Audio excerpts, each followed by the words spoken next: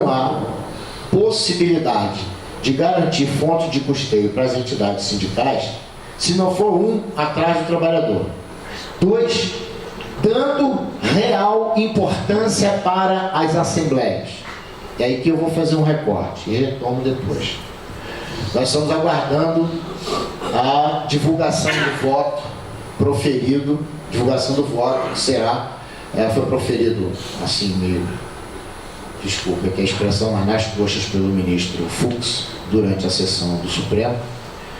Eu tive a belíssima oportunidade de fazer uma das sustentações orais na ADI 5794, aquelas todas outras apensadas, discutir a contribuição, mas o voto ainda não foi disponibilizado. Nós já perdemos, mas o voto não foi disponibilizado. Há uma perspectiva ruim, algumas pessoas acreditam que esse voto vai trazer um impedimento de decisão assemblear. Sinceramente, não acredito nisso. Não acredito porque isso não foi debatido, não foi discutido. Agora, está no texto, não está no pedido final, mas está no texto da ADC, que foi julgada junto com as ADIs. A ADC dá aquela ABERT, Associação aí de Imprensa. Eles, no texto dessa ação, eles apontam a impossibilidade de decisão assemblear, porque fazem a leitura de que a expressão autorização prévia é que eu queria falar ali, não fugiu que a expressão trazida pela 13467, a autorização prévia expressa, seja individual. Repito, isso está no texto, no conjunto, no bojo da ação direta de constitucionalidade. Mas não foi objeto de nenhum debate. Muito provavelmente não estará no voto vencedor, que foi o voto do ministro Luiz Fux. Mesmo assim, há uma possibilidade remota de depois, mesmo não estando no voto, de ser questionado por meio de reclamação no Supremo Tribunal Federal. Porém, acredito que nós precisamos construir esse caminho. Nós precisamos construir o caminho de ter decisões assembleares, onde a Assembleia, porque temos suporte legal para isso, onde a Assembleia venha a definir a fonte de custeio. Aqui na sequência dos slides, as senhoras e os senhores vão encontrar pormenores dessa discussão, inclusive orientações em relação às assembleias. Por quê? E é isso que eu quero destacar. Nós não podemos perder essa oportunidade. Nós não podemos perder a oportunidade de discutir custeio, de definir fontes de custeio com as Assembleias Gerais e perder isso mais na frente, porque a Assembleia Geral foi fraudulenta, porque a Assembleia Geral não foi representativa. Aí as patologias. As patologias. Os meus 20 anos no Ministério Público do Trabalho me mostraram que na porta do Ministério Público não apareceu nem vai aparecer ninguém para fazer um elogio para o João. Oh, rapaz, você sabe aquele dirigente sindical lá, o João Batista? Rapaz, aquele camarada lá é bom demais, um esporreta. Agora, para ir lá falar mal do João, ainda que ele não tenha 1 centímetro de culpa no cartório. Perdoe-me, assim, mas vocês sabem disso melhor do que eu. Você que perde uma eleição, aí vai lá. Essas patologias, o procurador que recebe a denúncia está obrigado a investigar. Acaba achando uma outra coisa, acaba achando uma confusão, acaba errando. Se nós não tivermos o cuidado em relação a essas assembleias, um cuidado, por exemplo, acho que o doutor Santos falou isso aqui. Se ele falou, eu repito, se ele não falou, eu estou falando. Observe os estatutos das entidades. Os estatutos devem prever essa possibilidade. Os estatutos devem prever a possibilidade de discussão de custeio na Assembleia Geral. Os estatutos devem prever o quórum. Atenção com isso. O quórum para a deliberação nas assembleias. Nós estamos em um momento difícil, mas nós estamos em um momento diferente. Muitos membros do Ministério Público, muitos membros do Ministério Público do Trabalho, vêm avançando, vêm mudando de postura diante do que aconteceu pela via da Lei 13.467 e que praticamente extinguiu as fontes de custeio. Volto aqui a algo que falava logo no início da minha manifestação. Supremo Tribunal Federal, uma decisão do ministro Gilmar, praticamente fulminou a contribuição assistencial pelo plenário virtual e usando precedentes da contribuição confederativa, porque o Supremo sempre decidiu que contribuição assistencial não tinha sede constitucional, então não podia julgar. Aí ele resolveu julgar. Foi quando eu disse que nós estamos observando uma verdadeira cruzada contra o direito do trabalho. Não é só contra o sindicato, não. Você vê a quantidade de pancada que a Justiça do Trabalho vem levando. As discussões de orçamento, então, tem um deputado aqui do Paraná que é um negócio de louco. De louco. Era procurador-geral, ele foi relator setorial de orçamento, passando por time dobrado, né? Porque ele corta tudo. Você fica sem condição de pagar a conta de luz, se bobear. Você não consegue avançar, você não consegue crescer, você não consegue ter uma sede nova, uma sede em um outro município, expandir. Não é fazer sede suntuosa, não. Então, nós precisamos ter atenção a essas situações. Precisamos buscar formas de garantir que as entidades sindicais continuem funcionando. Para que as entidades sindicais continuem funcionando, tem que ter fonte de custeio.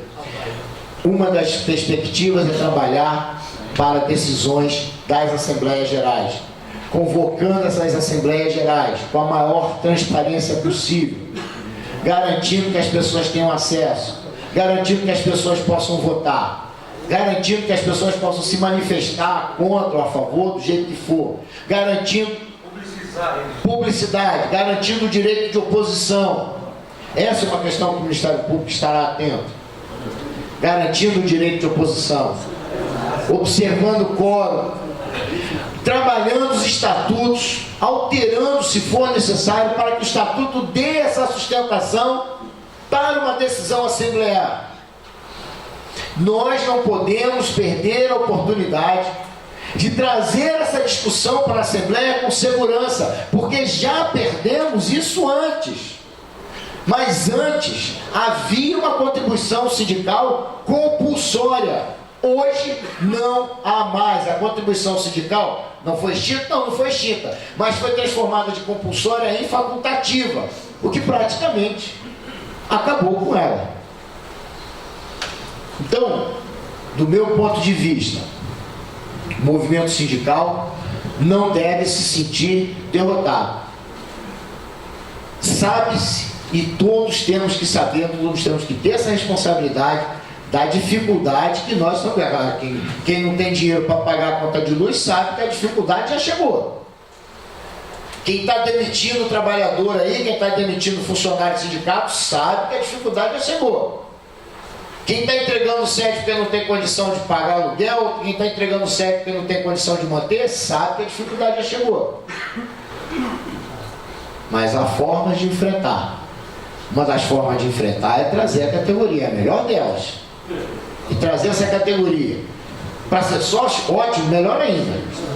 Trazer essa categoria para participar de uma assembleia pode ser uma saída. Repito, na sequência de slides há uma série de orientações. Podem ser observadas pelas senhoras e pelos senhores. Mas há uma outra questão que eu gostaria também de deixar aqui um alerta. O nosso sistema, nossa estrutura sindical é um sistema confederativo. Nós temos sindicatos, federações, confederações e, além do sistema confederativo, as centrais sindicais. Todas essas entidades precisam se manter funcionando. É preciso observar essa questão. Não esquecer que nós temos um sistema confederativo. A Constituição não foi alterada.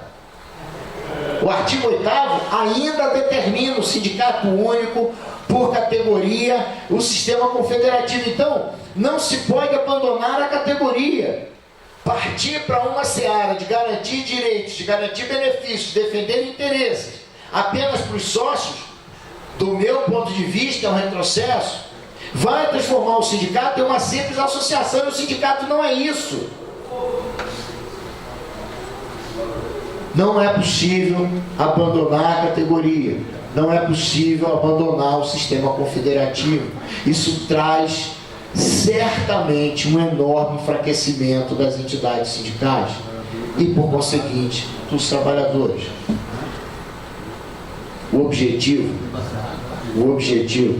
é ferir de morte os sindicatos. Não tenho dúvida disso. Mais uma vez volta aquele infeliz daquele deputado Rogério Marinho, porque ele falou nesse mesmo seminário que o presidente Calixto questionou expressamente o fato de não ter tido discussão. Ele disse que ao fim e ao cabo, nós ficaremos com menos de 30% das entidades que nós temos hoje. Vaticinou. Mais claro do que isso, eu acho possível. O objetivo de derrubar é sim, é esse o objetivo. Mas não vai parar aí. Porque ao enfraquecer as entidades sindicais, ao reduzir as entidades sindicais, vai enfraquecer o direito do trabalho, vai enfraquecer a justiça do trabalho, vai enfraquecer os auditores fiscais do trabalho. Tem candidato aí dizendo que vai acabar com o Ministério do Trabalho. Vai acabar. Se acabar o Ministério do Trabalho, vai acabar com a Justiça, vai acabar com o Ministério Público, vai acabar com as entidades sindicais, vai fazer o quê? Olha o prejuízo para a classe trabalhadora desse país. Nós precisamos entender que há uma responsabilidade de todos nós em defesa da classe trabalhadora. Não esperem que o Ministério Público seja o defensor dos trabalhadores. O trabalhador é defendido pelo seu sindicato. Não é diferente. Não esperem que a Justiça do Trabalho seja defensora do trabalhador. Não é. Quem defende o trabalhador é o sindicato. Nós precisamos acreditar nisso. Porque acreditando nisso e trabalhando no sentido de mostrar que essa é a realidade, o trabalhador vai acreditar, a própria sociedade vai acreditar.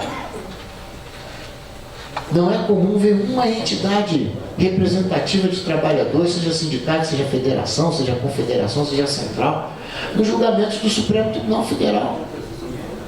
Salvo no dia da contribuição sindical. Você não vê. Ah, mas não diz respeito. Como não diz respeito? Como não diz respeito? Diz respeito sim. É uma questão que interessa a nação, que interessa a todos os trabalhadores. Mas a gente não vê. A gente não acredita na importância da entidade sindical se fazer presente na luta que interessa para toda a sociedade. É óbvio que se você não se apresenta, ninguém quer saber de você. Para que esse negócio de sindicato? Esses caras só aparecem aqui na hora da cobrança, de cobrar a contribuição, a taxa, seja lá o que for. Nós estamos num momento crucial. Crucial, importante. Mais 10 minutos com alguma tolerância. Não, vou concluir. Já são 6 horas da tarde. Eu acho que a mensagem fundamental, mesmo abandonando a sequência de slides, eu sou extremamente desorganizado em relação a isso, mas eu acho que a mensagem fundamental que eu gostaria de deixar aqui já foi apresentada. Primeiro, eu não sou pessimista, mas também não sou otimista. Eu atendo a orientação do Ariano Suassuna. O Ariano Suassuna dizia, saudoso mestre Ariano Suassuna, ele dizia que os pessimistas são os chatos e os otimistas são os bobos. Então ele não era pessimista, nem era otimista. Ele era um realista esperançoso. E é com essa orientação do Ariano Suassuna que eu me despeço, encerro aqui a minha manifestação. Nós precisamos ser realistas, esperançosos. Nós precisamos saber o que é que nós estamos enfrentando. E nós estamos enfrentando uma orquestração do capital dentro de um conflito que é próprio do sistema capitalista de produção, que é o conflito capital-trabalho. É esse o conflito que nós estamos vivenciando.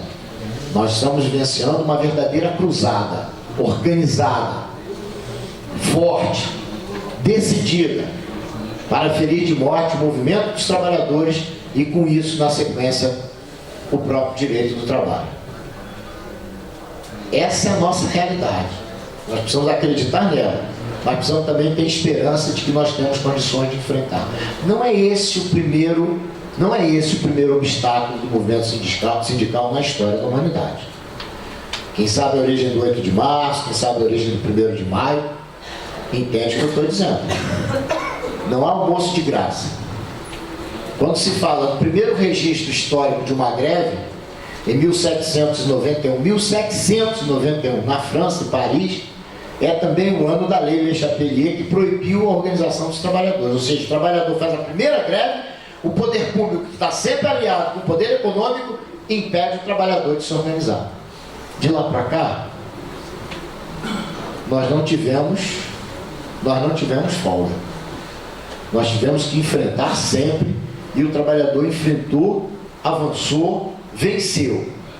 Não dá para acreditar que essa jornada está chegando ao fim. Ao contrário, é para acreditar que nós temos que reunir forças e enfrentar essa grande articulação do capital, porque o capital não pode extinguir o trabalho, o capital não pode massacrar o trabalhador. Mas se a gente não acreditar nisso, eles vão vencer. Nós não podemos deixar que isso aconteça. Agradeço o carinho, agradeço a atenção, agradeço a Nova Central, agradeço todos os dirigentes sindicais que estão aqui nesse momento.